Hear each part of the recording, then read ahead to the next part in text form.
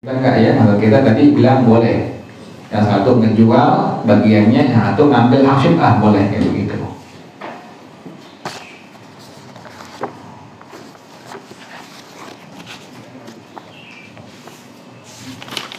Halaman 42 ya, atas ya. Bismillahirrahmanirrahim. Alhamdulillahirabbil alamin wassalatu wassalamu ala asyrafil anbiya'i wal mursalin wa ala alihi wa sahbihi ajmain. Qala Syekhul Imamul Muallif hafizahullah wa adama an-naf'a bihi wa ibarakati ulumih wa bikum bid-daraini amin. Qala radhiyallahu ta'ala ankum. Bismillahirrahmanirrahim. At-tasarrufu fi muddatil khiyari. Penggunaan pada masa khiyar. Boleh nggak tasarruf tuh? Bagaimana rinciannya? Lau tasarrafa alladhi lahul khiyaru. Kalau seandainya ada orang yang menggunakan, yang baginya ada khiyar. Fa in kanal ba'i'u, kalau yang menggunakannya si penjual pedagang, utubira faskhan, maka dijadikan sebagai hukum fasakh, langsung batal B-nya. Kalau yang pakai itu barang si ba'i, si pedagang, maka B-nya penjualannya dihukumkan langsung fasakh, langsung batal. Utubira, dihukumkan. Wa in kana mushtari, kalau yang pakainya adalah mushtari, si pembeli, utubira ijazatan, berarti dihukumkan sebagai pengesahan B-nya. Ini barang udah dijual nih, udah dibeli, kemudian di situ ada hak khiyar. Si penjual yang pakai itu barang pada masalah khiyar, maka dihukumkan fasakh B-nya, batal langsung penjualannya. Tapi kalau yang pakainya pembeli, maka dihukumkan pengesahan dari penjualan barang tersebut. Wadhalika kal bai'i wal ijarati, itu sama seperti B, penjualan, dan seperti yang terdapat, dan seperti al-ijarah, penyewaan. Oke, demikian ya pada masalah khiyar. Pada masalah khiyar demikian, apabila ada orang yang melakukan transaksi jual beli, kemudian ada masa khiyar, di masa khiyar si penjual pedagang yang pakai itu barang, maka dihukumkan menjadi fasakh, menjadi batal penjualannya. Tapi kalau yang pakai adalah si pembeli, maka dihukumkan menjadi sah, hukum B atau penjualannya.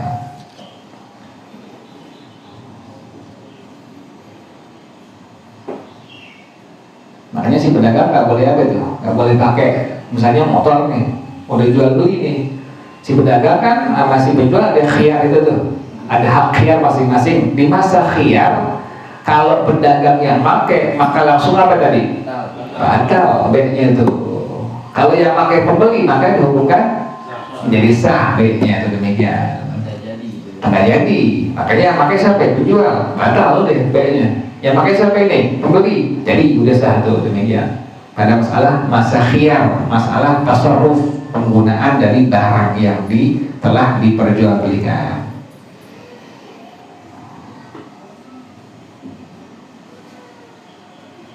Jadi kan suruh jajal tuh ya, jajal motor itu, gitu kan? Udah bayar jajal, kita yang pembeli jajal, udah jadi tuh, udah jadi. Di masa khiyar soalnya tuh. Makanya jangan mau, kalau yang pintar nggak mau. Nggak jajal tuh, lihat dulu tuh. Jadi sebelum ada akad jual beli, lihat dulu semua. Tanya sama si penjualnya. Ini gimana ya? Ada kekurangan nggak barang ini? Mobil misalnya. Gimana ini? Mesinnya gimana? Terus gimana kaki? Tanya semua dulu tuh. Udah kelar nanya, baru akad apa? Akad jual beli. Udah akad jual beli, jangan langsung pakai tuh. Itu ada masalah khiyar. Kalau yang pakai pedagang, si penjualnya, maka hukumnya batal B-nya tuh. Tapi kalau dia yang pakai, maka dihukumkan menjadi sah di hukum B-nya. Demikian di masa khiyar ya. Kemudian hukum bai'il mabi'i bisyarti bara'atihi minal uyub. Ini paling penting nih. Hukum menjual barang dengan syarat itu barang terbebas dari aib-aib, yasihul aqdu, sah akad jual belinya. Jadi kalau ada aibnya nggak sah, nggak sah. Yang mana tuh?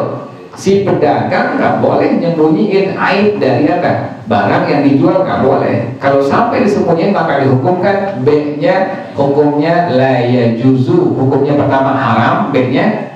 Yang kedua adalah dihukumkan tidak sah akad daripada B-nya, nggak sah akadnya. Karena dibilang sah, syaratnya harus apa? Itu barang terbebas daripada aib-aib, baru dihukumkan sah akad jual belinya. Makanya boleh balikin si pembeli, boleh balikin. Pas dia lihat ternyata barang yang dipesan nggak sesuai, dia boleh balikin tuh. Atau barang yang udah dibeli nggak sesuai, dia boleh balikin. Lagi di iklan itu dijual handphone merek Samsung misalnya, tahun sekian, model sekian, tipe sekian, kondisi mulus, tanpa lecet, 99,9% orisinil. Pas kita beli, kita lihat ternyata apa? Nggak orisinil atau ada lecetnya, maka dihukuman apa? Pertama, akad yang dihukumkan tidak sah. Tuh. Kemudian penjualan dihukumkan tidak boleh atau haram. Jadi boleh balikin si pembelinya, boleh balikin kepada si penjualnya, silahkan diperbolehkan. Kemudian wa fi hukmil bara'ati minal aibi tafsilun. Pada masalah hukum terbebas daripada aib itu ada rincian dari para ulama. Yang pertama, daratan fil hayawani. Pertama, berlaku pada hewan. Wa daratan yakunu fil hayawani. Yang kedua, berlaku pada selain hewan. Ini bagaimana rinciannya? Kalau pada hewan aib seperti apa? Fa in kana al-aibu fil hayawani, kalau itu aibnya pada hewan, fayabra'u min kulli aibin batinin, maka harus terbebas dari setiap aib yang susah untuk dilihat oleh mata kepala kita, maujudin yang ada bihi dengannya, halal aqdi pada waktu akad perjual belian, lam ya'lamhul bai'u yang memang si pedagang nggak tahu. Dia pedagang dan jual burung, dia nggak tahu itu ada aib, nggak tahu. Emang bukan bohong tapi apa? Nggak tahu. Bukan dia bohong, emang dia sama sekali nggak tahu. Dijual kepada si pembeli. Itu bagaimana hukumnya tuh? Wala yabra'u min kulli aibin batinin alima bihil bai'u qabla al-bai'i au kulli aibin zahirin fihi mutlaqan. Tidak terbebas dari setiap aib yang batin yang diketahui oleh pedagang sebelum penjualan, atau setiap aib yang zahir yang kelihatan nampak oleh mata kepala sendiri secara mutlak. Itu enggak terbebas dari aib. Jadi yang tidak terbebas kalau memang aibnya pedagang sendiri nggak mengetahuinya tuh. Transaksi udah jadi nih, misalnya jual beli burung udah jadi, pedagang nggak tahu ini burung ada cacatnya di bagian yang dia nggak tahu sama sekali. Pembeli pas terima dibilang ini gimana sih burungnya begini-gini, dia nggak tahu sama sekali, maka dihukumkan sah jual belinya tuh begitu. Yang dibilang nggak sah kalau seandainya aibnya batin, pedagang apa? Tahu tuh begitu. Misalnya ini burung gambut atau ini burung apa lagi tuh? Ya, ada nggak ngerti burung. Kayak begitu ya. Artinya di burung nggak sesuai. Padahal di pedagang tahu ada aibnya tuh. Yang orang lain nggak tahu, yang tahu dia doang tuh. Pasti pembeli dia nerima itu barang yang dibelinya, burung itu, dia baru tahu. Wah, bohong ada pedagang nih, disembunyiin aib yang orang lain nggak tahu, tapi dia tahu tuh. Ini hukumnya bagaimana? Aibnya apa? Hukumnya bagaimana tuh? Hukumnya B-nya dihukumkan tidak sah. Atau aib yang zahir, yang nampak, yang kelihatan. Misalnya apa sih kalau buat binatang tuh, ya ngerti binatang. Matanya buta kelihatan tuh, kelihatan. Buta melek ya, buta melek tuh. Misalnya gitu, beli burung buta melek misalnya. Ternyata pas terima sama si pembeli baru tahu setelah udah sebulan atau seminggu tahu ini burungnya buta melek tuh, maka dihukumkan ini disebut dengan aib yang zahir secara mutlak, maka akadnya dihukumkan tidak sah tuh. Apa namanya? Iya, itu yang dalam tuh, yang tahu sih, yang tahu sih beli kalau dia tahu, kalau dia nggak tahu nggak masalah. Banyak si penjual yang kadang-kadang suka bohong, kadang-kadang nggak dikasih tahu. Nggak tahu, pembeli sih nggak tahu, yang ngerti barang padahal ya udah jadi dia punya santapan ya udah. Ada kejebak pernah begitu, masalah itu kejebak. Wa in kana fi ghairil hayawani, kalau dia bukan hewan. Nah, sekarang hewan, tadi hewan tuh, kalau bukan hewan.